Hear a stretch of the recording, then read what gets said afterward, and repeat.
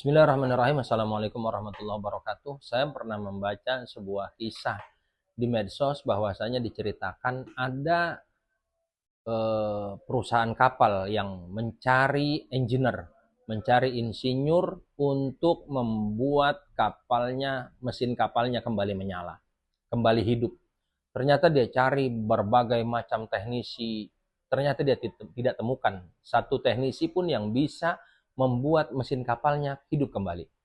Kemudian perusahaan kapal tersebut mencari engineer, mencari insinyur tentang mesin perkapalan yang sudah bekerja lebih dari 20 tahun.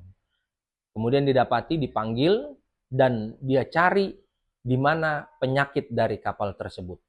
Setelah itu dia coba dan dia keluarkan sebuah palu. Dia getok mesin kapal itu dengan beberapa ketukan. Kemudian mesin kapal pun kembali hidup, kembali menyala. Akhirnya dia berikan invoice, dia berikan tagihan kepada perusahaan kapal tersebut, dan sungguh fantastis. Angka yang harus dibayar adalah 1 miliar.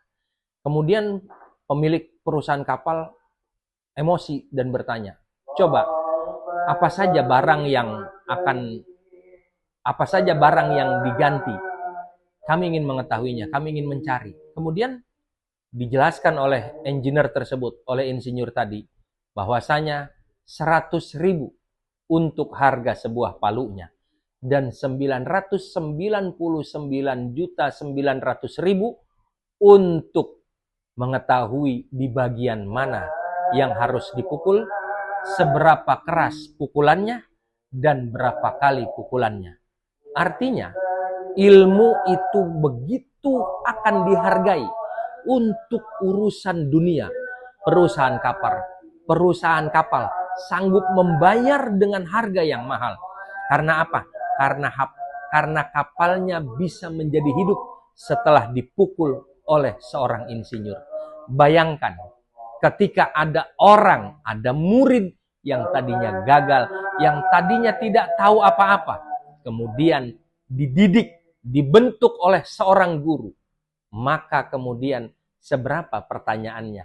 Apakah kemudian seorang guru tersebut akan diberikan apresiasi setinggi-tingginya sebagaimana seorang insinyur tadi?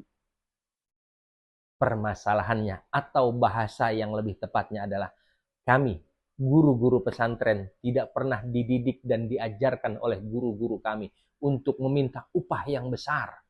Kami tidak seperti engineer, tidak seperti insinyur yang tadi bekerja di bidang perkapalan atau mesin kapal tadi.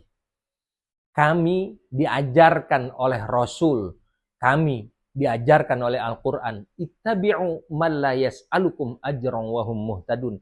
Ikutilah siapa orang-orang yang tidak meminta upah, dan sesungguhnya mereka itulah orang-orang yang mendapat petunjuk.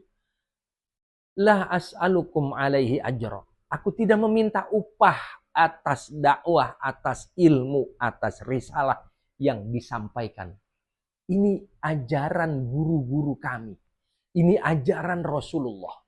Maka kemudian begitu indah ketika Rasulullah menyatakan, innama bu'ithtu mu'alliman. Hanya saja aku diutus sebagai seorang guru. Perlu kita ketahui para guru se-Indonesia, bahwasanya menjadi guru adalah tugas yang mulia. Tugas yang melanjutkan estafet perjuangan Rasulullah. Di situ kemudian kita dituntut memiliki loyalitas, integritas terhadap apa yang dibawa. Bukan kita kemudian meminta agar bisa dilayani, berapa besar fasilitas yang kita minta. Tidak. Lihat bagaimana Rasulullah ketika dia membawa tentengan, kemudian sahabat berkata, ya Rasulullah, a'tini ahmilhu. Biar aku yang bawa. Apa jawaban Rasulullah? Sahibu syai' ahaqqu bihamli. Yang punya, yang lebih bertanggung jawab untuk membawanya. Rasul tidak minta dibawakan. Tapi alangkah indahnya seandainya semua bisa melihat dari dua sisi seperti sisi mata uang. Seandainya sisi mata uang seperti ini misalnya. Seorang guru tidak meminta upah. Karena guru sadar bahwa apa yang dilakukannya adalah seperti tugas misi kenabian, misi Rasul.